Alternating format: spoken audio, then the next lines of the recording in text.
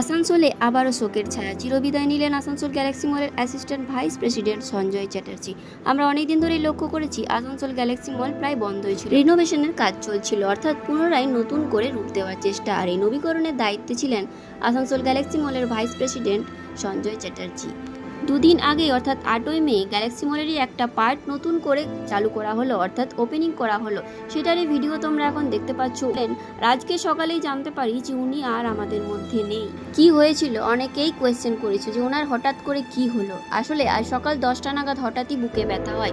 সেই অবস্থায় আচমকাই পড়ে যান। সঙ্গে সঙ্গে একটা বেসরকারি হাসপাতালে নিয়ে যাওয়া হয় এবং হসপিটালের চিকিৎসকরা ওনাকে মৃত বলে ঘোষণা করেন। শুধুমাত্র বুকের ব্যথা কেড়ে নিল একটা তরতাজা প্রাণ। ওনার হঠাৎ চলে যাওয়া কেউই মেনে নিতে পারছে না। গ্যালাক্সি মলের কর্মচারী থেকে শুরু করে সমস্ত ঘনিষ্ঠ মহলে শোকের ছায়া। সঞ্জয় চ্যাটার্জি 2015 সাল থেকে গ্যালাক্সি মলের জেনারেল ম্যানেজারের পদে নিযুক্ত ছিলেন।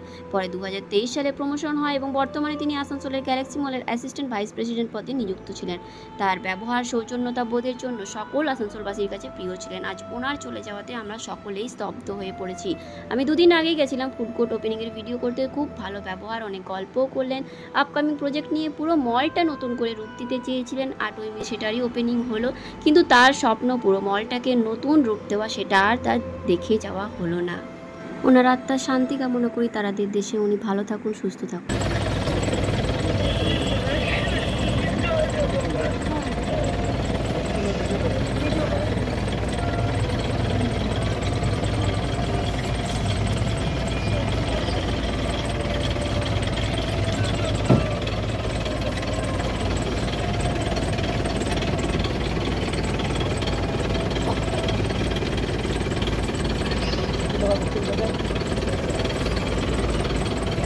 ঘটনাটি ঘটার পর এক মুহূর্ত সময় পাওয়া যায়নি।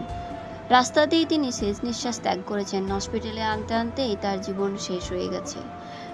মৃতদেহটিকে আনা হয়েছিল বাড়ি থেকে গ্যালাক্সি মলে। গ্যালাক্সি মলে পুরোটা জুড়েই কিন্তু তার বিভিন্ন স্মৃতি রয়েছে।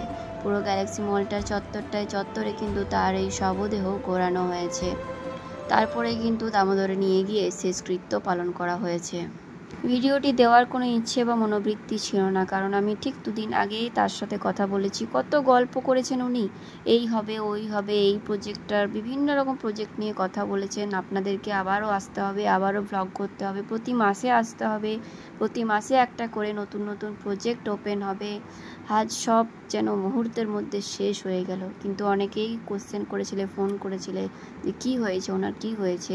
তাই জন্যই এই ভিডিওটা শেয়ার করা যে ওনার কী হয়েছিল। সেরকম কিছুই হয়নি, শুধুমাত্র বুকে ব্যথা হয়ে পড়ে গিয়েই তার জীবন শেষ হয়ে গেছে। ওনার আত্মার শান্তি কামনা করি।